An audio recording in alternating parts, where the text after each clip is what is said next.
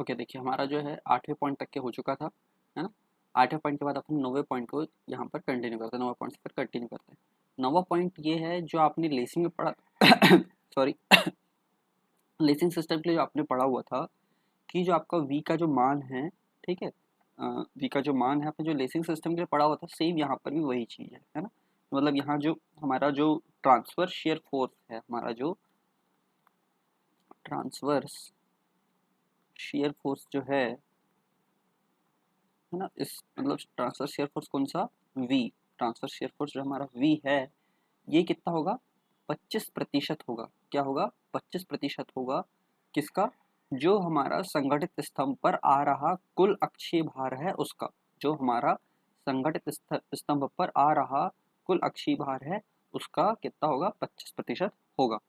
मतलब 2.5% of axial load, ठीक है, एक्सियल लोड जो कि किस पे एक्ट कर रहा है आपका, जो आ रहा है आपका ब्यूल्टअप,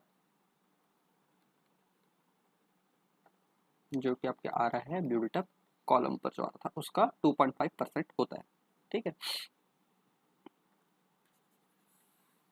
अब इस पॉइंट के बाद जो आपका अगला जो पॉइंट है ना, ये आपको याद रखना पड़ेगा, ठीक है। मैं आपको डेरिवेशन अभी फिलहाल मेरे लिए ऑनलाइन तो बता पाना पॉसिबल नहीं है, यदि अपन वहाँ ऑफलाइन क्लास होती तो मैं इसे डेराइव भी कर देता, ठीक है।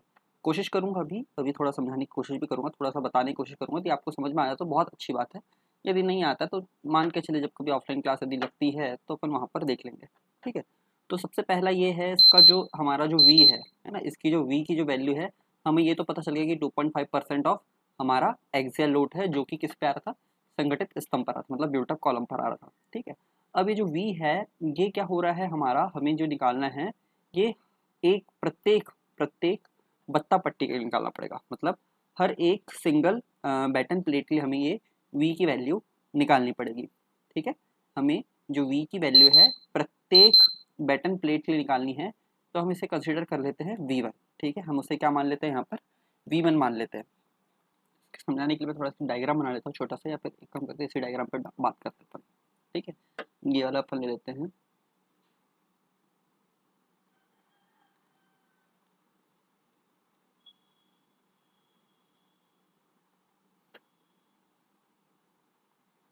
ये S1 भी ले लेते हैं, कंसिडर कर लेते हैं।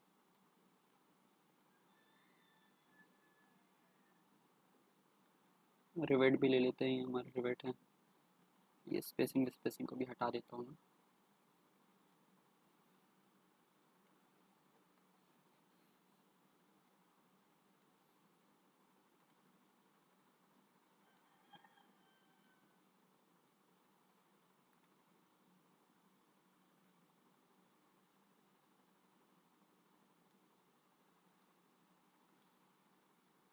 ये हमारा S1 है, ठीक है। ये हमारा क्या है, S1 है। मैं यहाँ पर ये जो S1 जो है मैं इसे S मान लेता हूँ फिलहाल, इसे क्या मान लेता हूँ, S ले लेता हूँ, ठीक है। समझाने के लिए सब समझाने, S1 भी लेके आप चल सकते हैं, S1 ही लेके चलो, कोई दिक्कत नहीं है।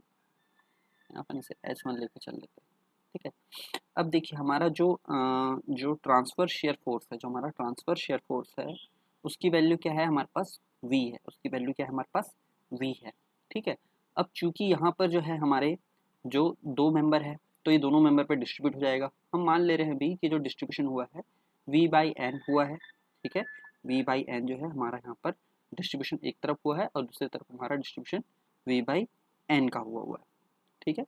ये हम अभी कंसिडर कर ले रहे हैं कि हमारा एक तरफ V/N है, दूसरी तरफ भी हमारा V/N हमारा जो है ट्रांसफर हुआ है, ठीक है। एक V/N ले रहा है, दूसरा वाला भी आपका V/N ले रहा है। इन दोनों को फिर यदि जोड़ेंगे तो हमारा V/N प्लस V/N, ठीक है, तो ये कितना हो जाएगा, N डिवाइड बाय 2V हो जाएगा। और यहाँ पर N की जो वैल्यू है कितनी है, 2 है, तो ये 2 से 2 कैंसिल हो जाएगा, आपका V आ जाएगा, ठीक है। तो यहाँ पर ये मान के चलिए कि हमने क्या करा है, पृथक कर दिया है फोर्स को हर उसमें हमने पृथक कर दिया है, V/N के टर्म में लिख दिया है।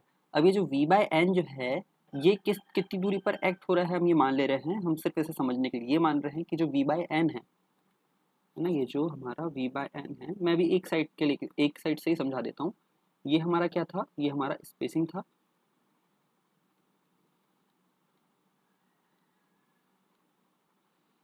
ये जो डिस्टेंस थी ये थी हमारी सी, और जो हमारा लोड जो लग रहा है हम मान ले रहे हैं वो यहाँ पर कहीं एक्ट हो रहा है, जो कि है V बाई एन, जो कि है कितना V बाई एन है। ठीक है,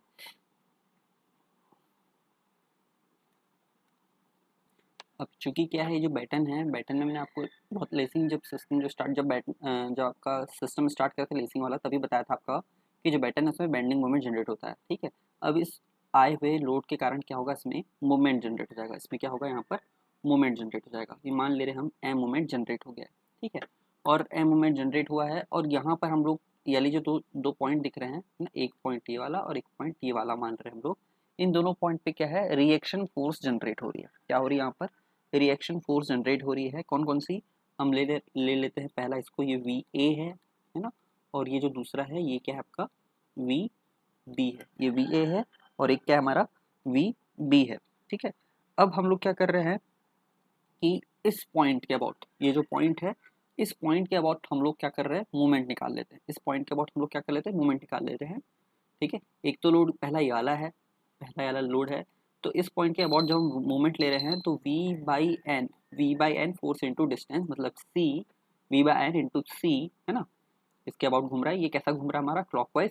और ये जो हमारा वी बी है, ठीक है, ये जो हमारा वी बी है ये कैसा घूम रहा है, ये हमारा घूम रहा है एंटी क्लॉकवाइज। ठीक है, तो ये बराबर होगा किसके, V B into S one, V B into S one.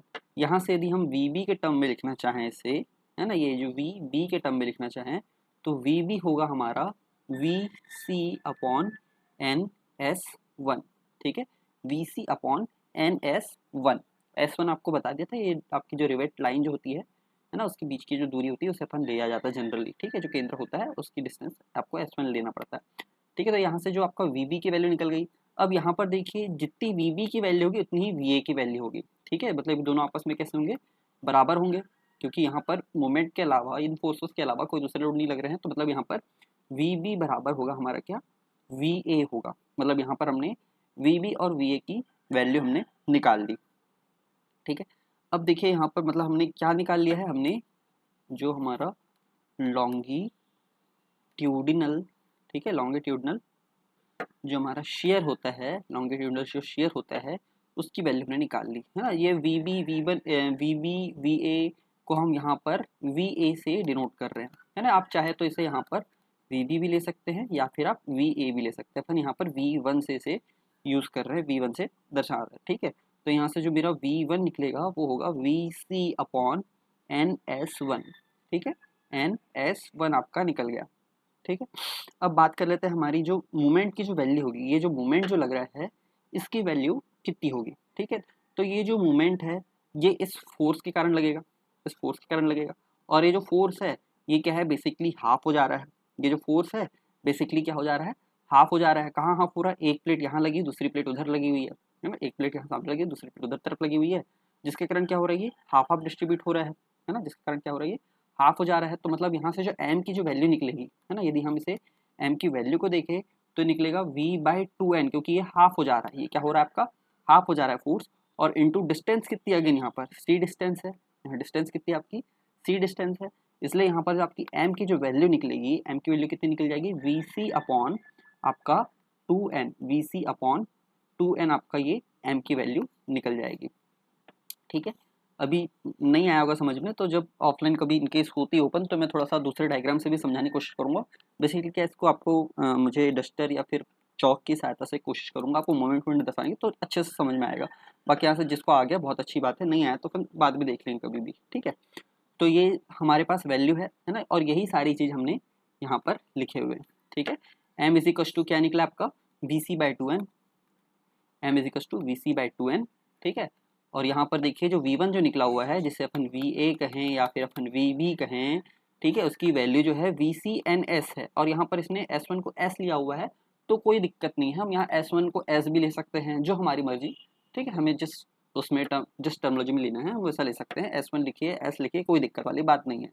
ठीक है, यदि आप इसे यहाँ पर डिनोट करोगे S से, है ना, डिनोट करोगे इसे यदि आप S से, तो आपका यहाँ पर क्या आ जाएगा, S आ जाएगा, बस इतनी सी बात है। ठीक है, तो आप जैसा इसे यूज़ करना चाहो, जिस जिस भी टर्मिनोलॉजी से यूज़ करना चाहो वो यूज़ कर सकते हो। ठीक है, ये वाली दोनों वैल्यू आपको मेरे ख्याल से समझ में आ गई होगी, है ना। ये आपका क्या है, ये मोमेंट है आपका, ठीक है, ये आपका मोमेंट की वैल्यू है। और ये जो है आपका क्या है, ये लॉन्गिट्यूडनल शेयर फोर्स है। क्या है आपका, ये लॉन्गिट्यूडनल शेयर फोर्स है।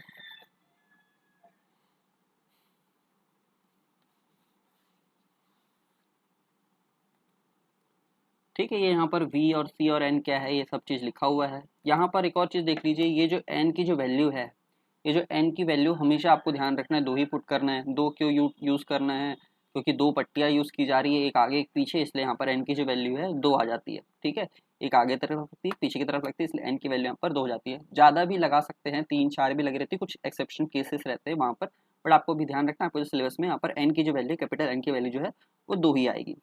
ठीक है, तो ये हो गया आपका। अब इसमें आपकी जो है ये लास्ट जो पॉइंट है ना, लास्ट जो पॉइंट है आपका, इसमें देखना है आपको। इसमें क्या बताया है कि जो आपका न्यूनतम व्यास होगा किसका, रिवेट का, वो किसके बेसिस पे लोगे आप, अवयव की मोटाई के हिसाब से लोगे। अवयव की मोटाई के हिसाब से लोगे। अवयव क्या है, यहाँ पर एक और बार देख लो, ये जो लगे हुए हैं, ये चैनल जो लगा हुआ है, ये क्या है, एक अवयव है, दूसरा अवयव ये है। तो इनकी जितनी भी थिकनेस होगी उसके अनुसार आपको क्या लेना है, रेवेट का व्यास लेना है। ठीक है, अब जैसे यहाँ पर दिया हुआ है, अव्यय की यदि जो मोटाई है 10 mm तक होगी तो 16 लेना है, 10 से 16 होगी तो 20 लेना है, 16 से अधिक होगी तो आपको कितना लेना है, 22 mm का रिवेट लेना है। ठीक है, और ये क्या है आपका नॉमिनल डायमीटर है, ये सारी जो वैल्यू आपकी क्या है, नॉमिनल डायमीटर की है। एक मिनट, और कुछ डिटेल तो नहीं रह गई इसमें, नहीं बस। ठीक है, तो अब इसके बाद आगे दूसरे वीडियो में कंटिन्यू करते हैं इसकी डिज़ाइन का। ठीक है, थैंक यू।